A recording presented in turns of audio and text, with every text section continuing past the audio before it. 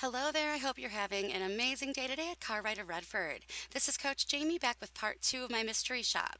Now I submitted my lead Monday, April 27th at 3:22 p.m. Central Standard Time, and the first response I received was an automated reply email 2 minutes later.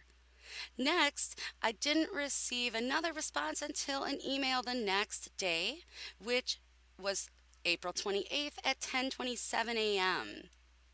So I'm going to talk about that next, but first I'm starting out my video showing you the lead that was sent to your dealership because I never received a phone call. So we can see here the phone number used was the 313-202-9069. Now remember, the goal of each and every shop is to reach your customer within 15 to 30 minutes of receiving that lead at your dealership. This not only gives your dealership an advantage over the competition, but you'll also be more successful getting your customer on the line. So always reach out to the customer right away. Next, I am showing you a screenshot of my call tracking site. And starting with Monday, as we scroll up here, we can see that at 3:48 p.m., it seems as though maybe you tried to call the customer but then hung up, and there was never an additional phone call. Now, there was a test call that I placed to the phone line right here, and the phone line was successfully working. And I did include that test call in the audio portion of this shop so you could hear that the line was working correctly. So let's just make sure that we are reaching out to the customer. If you begin calling them and you have to hang up for some reason, we want to make another attempt. So definitely be sure to reach out to that customer, use that script on each and every call, and make a really solid effort at the appointment. This is the goal.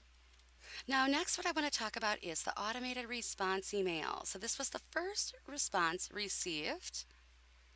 So we're going to take a look at this first. Now, we actually do not recommend the auto response as all responses should be personal. So these really should not be sent unless your dealership is closed. However, if you are sending these, there are some things that we are looking for. So first, we want it to appear to be personal versus automated. So you want to address your customer by their first name. We also want it to appear to have come from someone as well. Now, there are a lot of programs which will allow you to create a field to insert their name in that email. We also want to set these to send at least 3 to 5 minutes after the lead is received. We want the customer to think that we made an effort to personally type them an email. So if we send a request and then get an email response a couple of minutes later, this tells me it was generated by a third party. In addition, always attempt to elicit a response from the customer. So include a question which will prompt your customer to hit the reply button.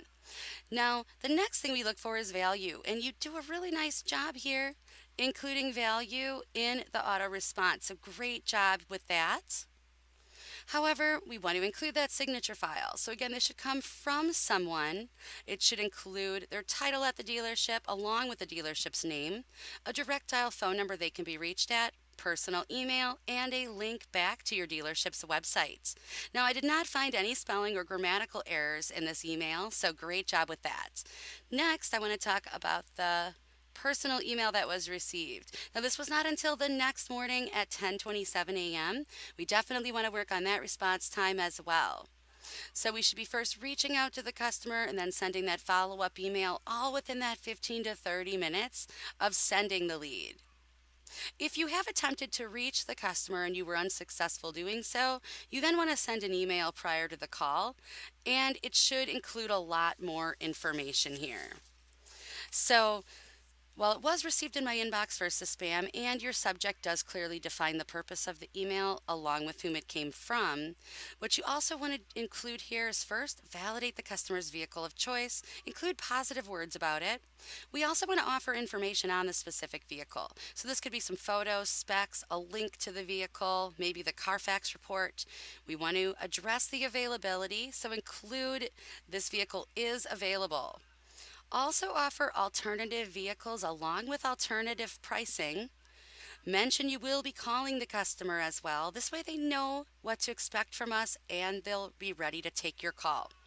You also want to include a complete signature file as well. So in addition to your name, title, dealership, and this link back to the website, you also want to be sure that you are including your direct dial phone number along with your personal email address. We also want to see a link in the body of the email. So this could be linked to your inventory, directions, pre-approval, an introduction video. That's the best one. This way you'll further connect with the customer.